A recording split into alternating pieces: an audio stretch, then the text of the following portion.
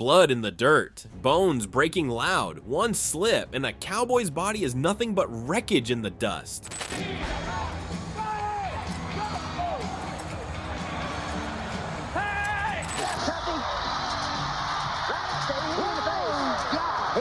Here we go.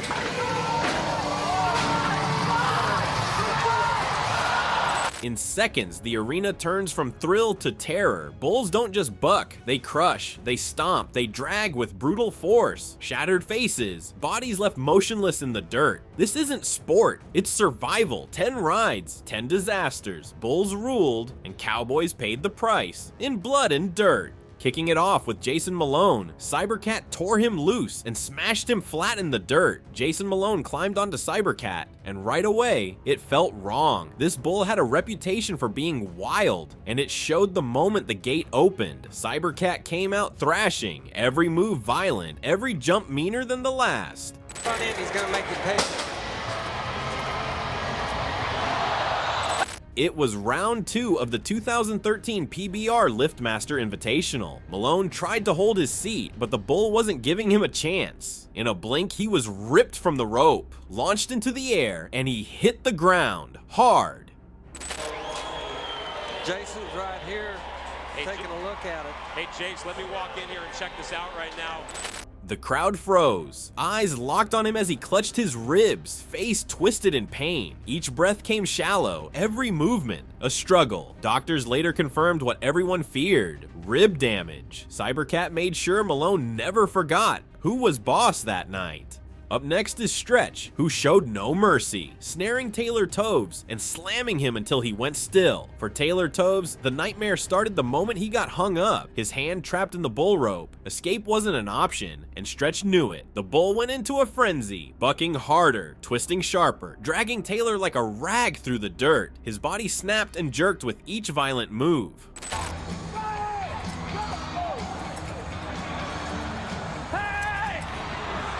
When he hit the dirt, he didn't move. The silence that followed was heavier than the roar of any crowd.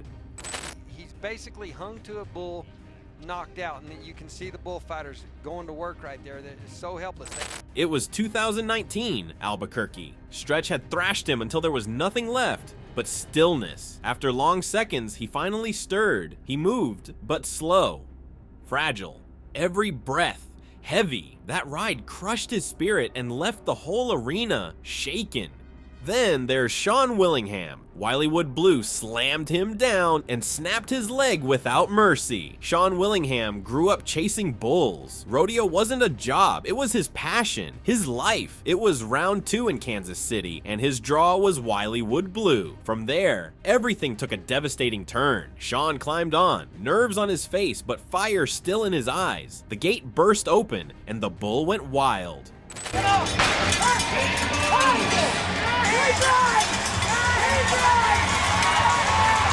Sean held tight, fighting with everything he had. The clock ticked close. 7 seconds, maybe more. But then Wileywood Blue erupted. Sean hit the dirt hard, and before he could crawl away, the bull stomped down. Oh, boy! The crack of bones told the story. Tibia and fibula broken. He limped off, pain heavy in every step. But Wileywood Blue wasn't done. He lunged back, hooves and horns flying. Bullfighters dove in, dragging Sean clear. One more stomp, and it could have been over. If you thought the last ride was rough, Tiago Salgado's wreck on Pegasus was pure destruction. Tiago Salgado climbed onto Pegasus full of fire, ready to take it all. The crowd roared, the gate flew open, and for a moment, it looked like he was in control. The bull bucked, twisted, fought, but Salgado stayed locked in, hand tight, body snapping with every violent jolt. The seconds ticked by, 7 down, 1 to go. He was right there, but then came the wreck.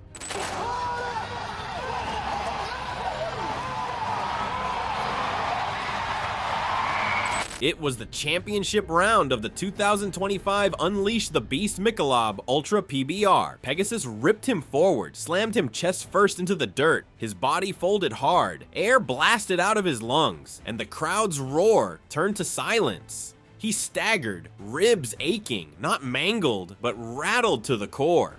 that has given young Thiago Salgado the #1 slot. And just like that, in 1 second, the victory was gone, and his pride shattered in the dirt. Then comes tough Hedeman against Bodacious, the 1,900-pound monster that smashed faces, shattered bones, and left legends broken. Bodacious was a nightmare on 4 legs. They called him the Pro Rodeo Legend. But his legend was built on pain. Only 8 riders out of 135 ever lasted the full 8 seconds. The rest tossed in 1 or 2. Flashbulbs, here we go. He's knocked out, open. Tough Hedeman managed to ride him once, scored an insane 95, and walked away proud, but the rematch turned tragic. Doing Trevor. Watch when the bull hits him right here, comes up, boom. That hit him hard. Now what? This next one is what's scary.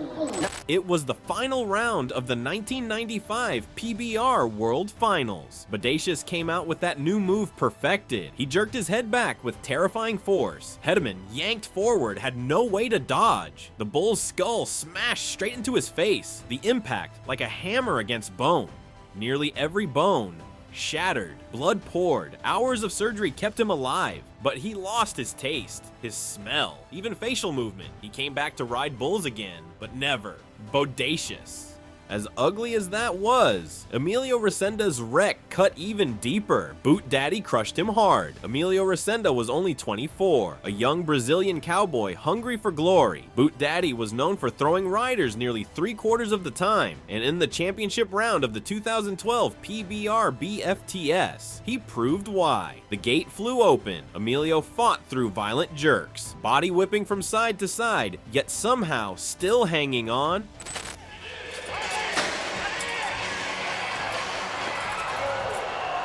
Then it happened. The bull twisted with raw power, and Emilio slammed down hard on his neck and shoulders. The crowd gasped, but the nightmare wasn't over. His boot caught in the bull rope. Now he was trapped, helpless. Take a jump and go to the left. Here he goes out a couple and then goes back to the right. Then his spur gets hung in the flank rope. Boot Daddy dragged him, smashed him across the dirt again and again. Bullfighters sprinted in, risking it all, then finally freed him. Against all odds, Emilio walked away with only minor injuries. But it was brutal, so brutal to watch.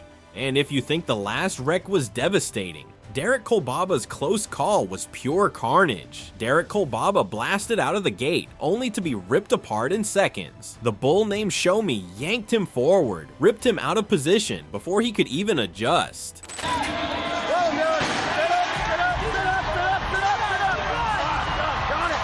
It was day 2 of the 2023 PBR Team Series. His helmet didn't last long. In seconds, it was gone, leaving him wide open to every strike and every hit. Then came the slam. He hit the dirt chest first, ribs cracking under the force. The crowd winced. Out over to the front, this is where it starts getting dangerous. That bull has his way with him. His nose. And just when you thought it couldn't get worse, the bull's head came dangerously close, nearly crushing his skull with horns and 1,000 pounds of rage. Nothing could save him in that moment. Somehow, against all odds, Kolbaba got back on his feet, but walking away, that doesn't erase how close he came to the end. Coming up next is Jerome Davis. Knock him out, John launched him head first, crushed his neck, and left him paralyzed for life. Jerome Davis was the guy every cowboy wanted to be in 1995, world champ. But 3 years later, the Fort Worth Rodeo changed everything. He drew a bull with a wicked name. Knock him out, John. Oh, Cotton Ross, they're doing a great job. Come on now, look at this little bitty bull. He's got Jerome going down in the well. He whopped him. He might be knocked out. Get on your feet. The ride started clean, nothing crazy. Then, 5 seconds in, the bull launched him, jerked him down hard, snapped him forward, and flung him headfirst into the dirt with bone-crushing force. Jerome's neck twisted violently under the impact. Get on your feet, Jerome. Oh, man. Poor Danny down. At the hospital, the news crushed harder than the bull. 2 vertebrae, gone. Surgery couldn't fix what was lost. And just like that, Jerome was paralyzed from the chest down.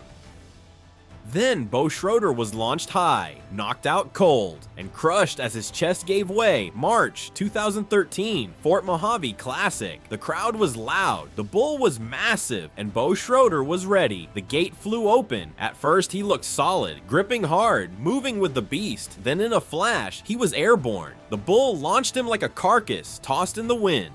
He hit the dirt so hard, he went out cold on impact. Before anyone could move, the bull came back down on him, stomping his chest with crushing force. Ribs shattered, a lung punctured. Bo couldn't breathe. Fort Mojave Extreme Bull Riding event this past Sunday. Now, Schroeder suffered 2 collapsed lungs and a torn trachea and had to be flown to the University Medical. Bullfighters jumped in fast, pulling him clear before it turned deadly. He was rushed to the hospital. Weeks of surgery, weeks of recovery. And later, in the interviews, he treated the whole thing like another day at work. Madness or grit? You decide.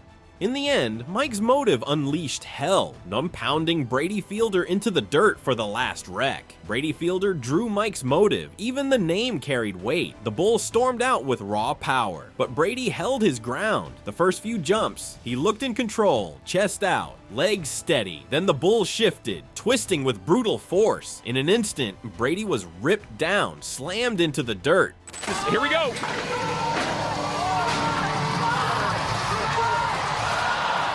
It was the championship round of the 2025 Unleash the Beast Kubota PBR. The full weight of Mike's motive came crashing down, crushing his body into the arena floor. Gasps filled the stands. People knew what they'd just witnessed was violent, raw. The fan, and just being able to regather yourself when the bull hits the ground like that. Oof. The pain was obvious in every movement, his body refusing to cooperate after the hit. The crowd stayed frozen. That's bull riding. Glory 1 second, disaster the next. Which one of these wrecks made your stomach drop? Throw it in the comments. We want to hear every bone-breaking story. And if this kind of carnage keeps you hooked, hit that like button. Stick around, because the next wreck might be even uglier.